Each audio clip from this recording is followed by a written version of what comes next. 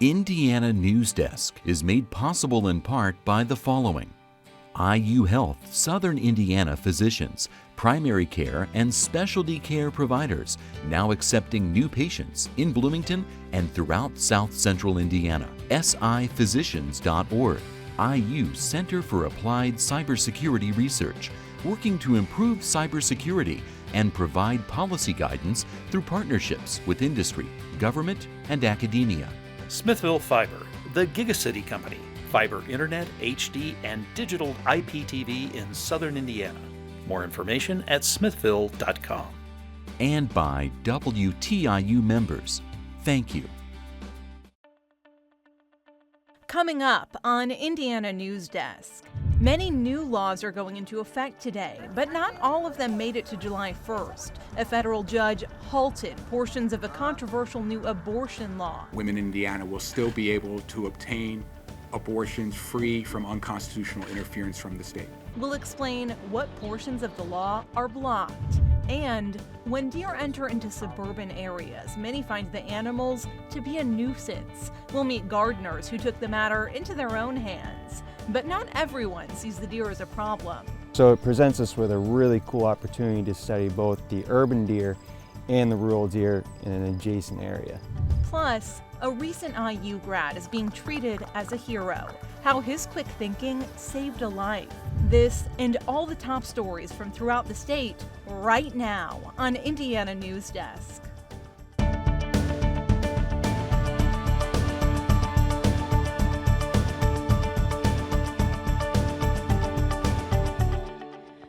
Welcome to Indiana Newsdesk. I'm Barbara Brozier in This Week for Joe Wren. Portions of a controversial abortion law didn't take effect today after a federal judge ruled some of the regulations are unconstitutional. The ACLU of Indiana filed a lawsuit against the state on behalf of Planned Parenthood, challenging the legislation, which includes a selective abortion ban and requirements for the disposal of fetal tissue. They're calling it Independence Day for Hoosier women. Happy Independence Day to the women of the state of Indiana.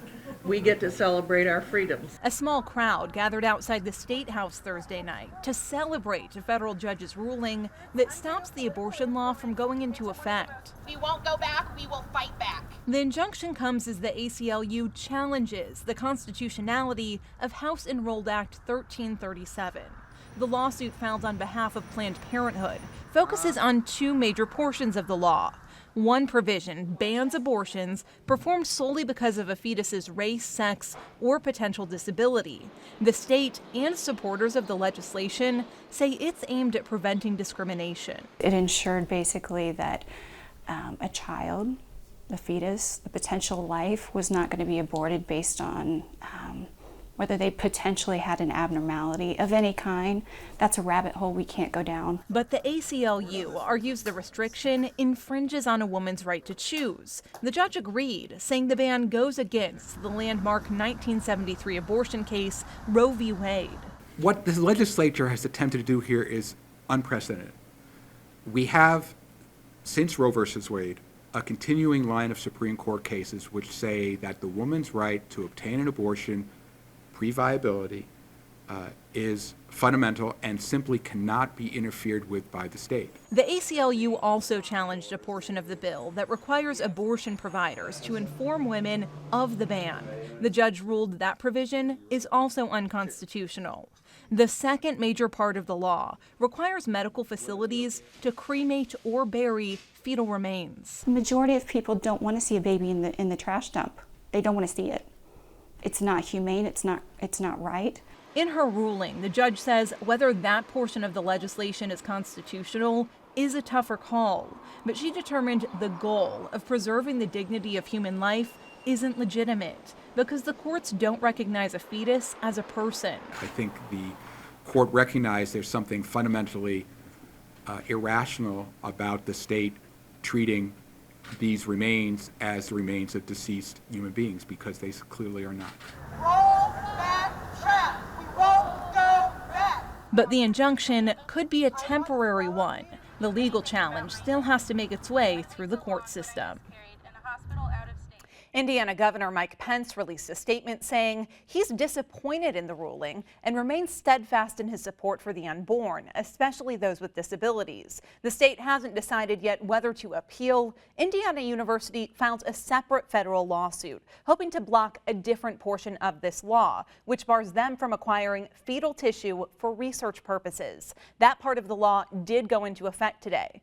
Now, the Supreme Court also ruled on an abortion case this week. The justices voted 5-3 to strike down Texas regulations that require doctors who perform abortions to have admitting privileges at nearby hospitals and forced clinics to meet hospital-like standards for outpatient surgery. Indiana has a similar law regarding admitting privileges, but it's not necessarily unconstitutional. The Supreme Court ruled on a specific Texas statute, and so to the extent other states have laws very similar, those are the laws that are most clearly now unconstitutional. Indiana's laws are a little bit different, but we do have some version of an admitting privileges law that now there's a stronger basis for challenging it. It will depend very much on the facts, though, because the facts here in Indiana are different, the law's a little different. Indiana law says doctors performing abortions must have hospital admitting privileges, but lets them reach an agreement with another doctor who does. There's a long list of new laws that go into effect today. We now go live to reporter Brandon Smith at the State House to discuss some of those. Brandon, let's kick it off with vaping. This is another law that was kind of up in the air until yesterday. A lot of people say it's unfair to small vape shops. What impact will this law have, and is this debate over? Well, the debate is far from over, despite the fact that now 2 different federal judges have said that the law passes constitutional muster. You still have most vape shop retailers saying that it essentially creates a monopoly in the industry. And now we've had lawmakers, including notably one of the authors of the bill, saying the legislature will take another look at it next session. All right, let's talk about roads and infrastructure. This was another huge issue this session. Republicans, Democrats, and the governor, they all had plans to improve Indiana's infrastructure, with the big question being, where do we get that money, and what did the final plan look like? How soon can we see some of this construction, Brandon? Well, the final plan was essentially a short-term solution. They sent out a little more than $500 million right away for state and local infrastructure needs, while also returning around $400 million in local income tax reserves to local communities, which they can but are not forced to use for roads. As for construction, well, this process usually takes a little while. Brandon, Governor Pence also codified the new Healthy Indiana Plan 2.0. What does it mean that he chose to sign this into law instead of just implementing the plan? Well, HIP 2.0 has been implemented for about 1.5 years now, but there were really kind of a couple reasons behind the codification bill. Supporters of the law say that it gives the state some more leverage when it goes into negotiations with the federal government over the future of the program. Critics of the codification bill, though, say that it's really about if Governor Pence loses re-election, it makes it harder for Democrat John Gregg to come in and change the program. Drug abuse has been a big topic this past year. Governor Pence did sign some laws aimed at addressing that issue. How is the state going to address this problem through legislation? Well, the headliner this year takes on the issue of meth production, hoping to curb that.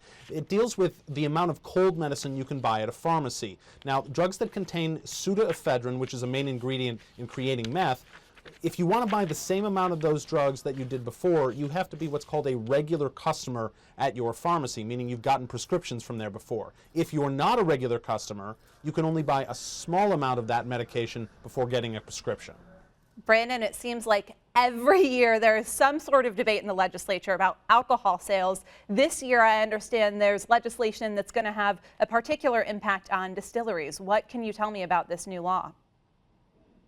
Well, as everybody knows, Sunday alcohol carryout sales are, of course, banned in Indiana. And for distilleries, that presented a really frustrating problem because they can hold tours on Sundays, their customers can sample their products on Sundays, but then they couldn't buy anything. And so now this new law says that at distilleries, customers can buy up to 6 bottles on Sunday. All right, Brandon, and finally, fantasy sports received some regulations this year as well. Those websites are now required to pay some licensing fees. Who's going to be impacted by these regulations, and is it going to impact the fantasy sports world online? Well, people who play paid fantasy sports really won't see much of an impact because the regulations affect the operators of those games. And while it was really aimed at the big providers, DraftKings and FanDuel, I've talked to small paid fantasy sports operators who say they're really concerned because they won't be able to afford the initial registration fee, which is $50,000 a year, and then a $5,000 a year renewal after that. You've had quite the busy year, Brandon. Thanks so much for joining us. Thank you, Barbara. Now for headlines, we go over to Lindsay Wright, who has the latest on this week's top stories. Thanks, Barbara. Kentucky Governor Matt Bevin and Indiana Governor Mike Pence have signed an agreement to begin preliminary work on a new Ohio River bridge linking the two states along Interstate 69. The agreement says the states will split the approximately $17 million cost for preliminary design work and an environmental review for the proposed crossing. The governors did not offer a cost estimate for the span, but in 2013, it was projected at $1.2 billion. A former Indiana University student accused of raping two fellow students has been sentenced to a year of probation after a plea deal. In the deal with prosecutors, John Enox agreed to plead guilty to the lesser charge of battery with moderate bodily injury, a misdemeanor. In exchange, the two rape charges were dismissed. IU also responded to increased interest in the case. The university said in a statement it can't comment on the case because of the Federal Educational Rights and Privacy Act. A judge says Indiana must list both spouses in lesbian marriages as parents on their children's birth certificates and end what she calls its discriminatory practice of listing only the birth mother. Judge Tanya Walton Pratt ruled in favor of 8 lesbian couples this week who sued the state and county health departments. Pratt says the state's conduct was unconstitutional. The state hasn't determined whether it will appeal. Former Indiana Lieutenant Governor Sue Ellspermann will earn $300,000 as president of Ivy Tech Community College. Ellspermann could be paid more, but not less than her base salary during the next 2 years. She is also eligible for an annual performance-based bonus that can be as much as $100,000 in addition to other perks and reimbursement. Ellspermann's first day as president is today. Democratic presidential candidate Hillary Clinton was back in Indianapolis this week, this time speaking to hundreds at the U.S. Conference of Mayors.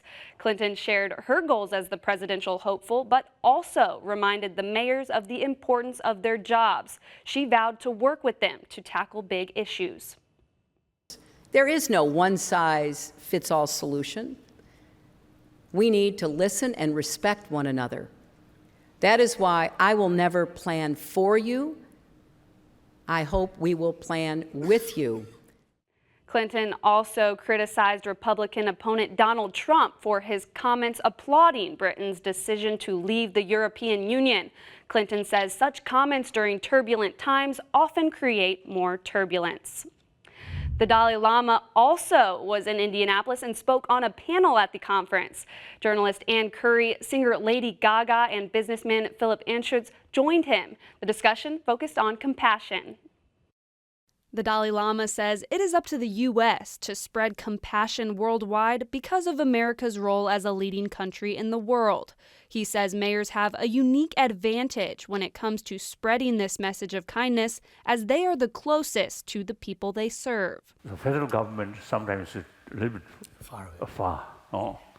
So the mayor is directly sort of linked with the people. So you make effort. The 80-year-old religious leader also touched on topics of global warming and terrorism. Some of the discussion focused on how to get young people involved, a message that resonated with many mayors. With such a city of young people, thinking about how do we build that social muscle of compassion and caring is a great message. The Dalai Lama's last visit to Indiana was in 2010. Democrat Sean Gorman will face Republican Jack Sandlin in November for the state Senate seat currently held by Greenwood Representative Brent Waltz.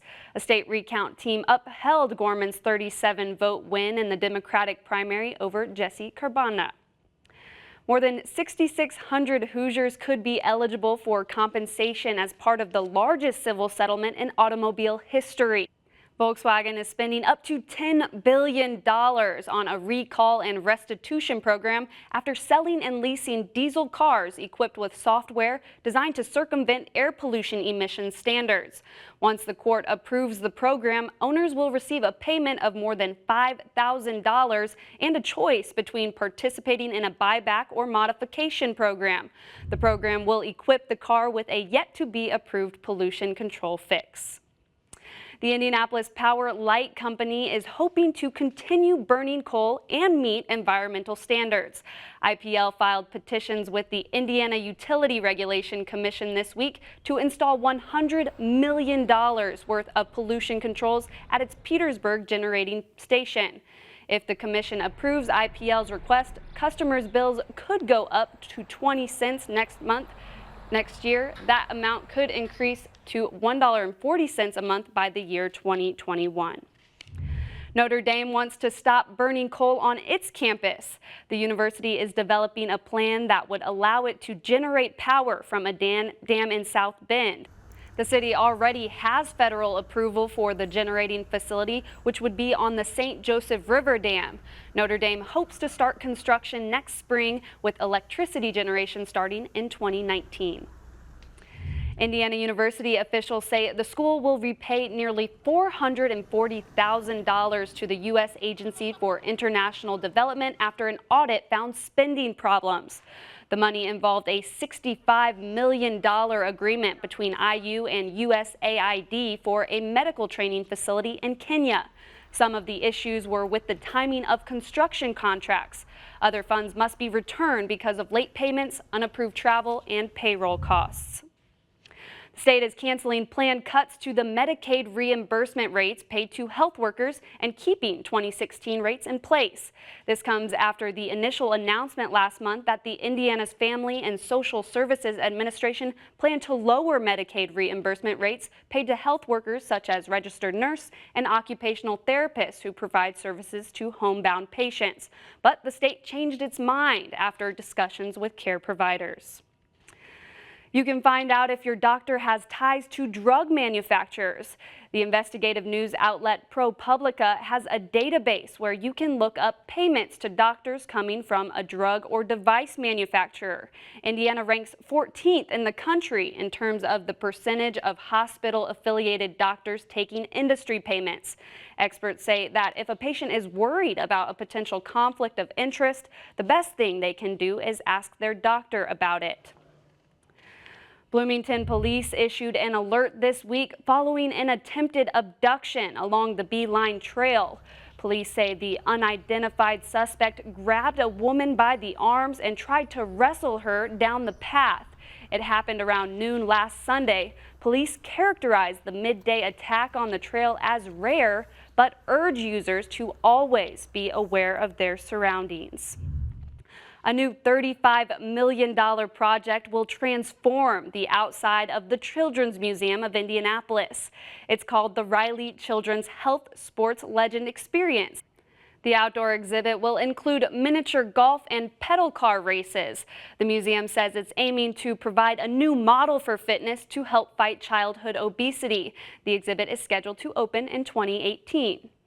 And roads will be crowded this weekend. AAA expects a record number of travelers over the 4th of July holiday. 1 million people are expected to travel in Indiana alone. And Barbara, officials say gas prices being low are what's driving this travel. And folks who aren't hitting the road, Lindsay, can see some of our staff in the parade here in Bloomington on Monday. That's right. Thanks so much. Coming up next on Indiana Newsdesk. Urban deer are a challenge in many Indiana communities, but what problems do they pose? A group of Ball State researchers is working to find out. We're just down here trying to figure out how these deer are moving. We really just want to see if the deer in town have different movement patterns than the deer out of town. And a lifeguard gets a special honor from Bloomington's mayor. Ahead, why the man is being hailed as a hero. These stories and more right here on Indiana Newsdesk.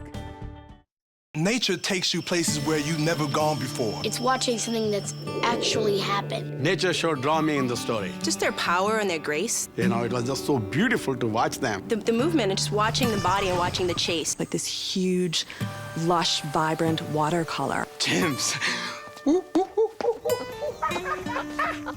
There was such a shot of underneath watching these elephants swim in this deep water. I had no idea even they could swim like that. I saw that one monkey pulling on this one monkey's tail, and the monkey like, man, what you doing? What you doing? It's like the theater of the wild or something. 7 billion trillion animals living on one planet. It's like more colorful than than you think life can possibly be.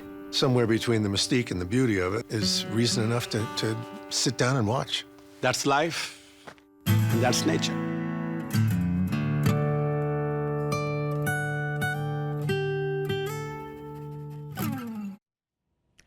Welcome back to Indiana Newsdesk.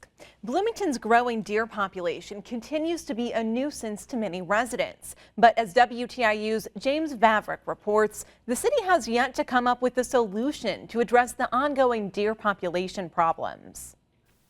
Martha and Steve spent nearly 8 years building their garden. You could say gardening is a lifestyle for them.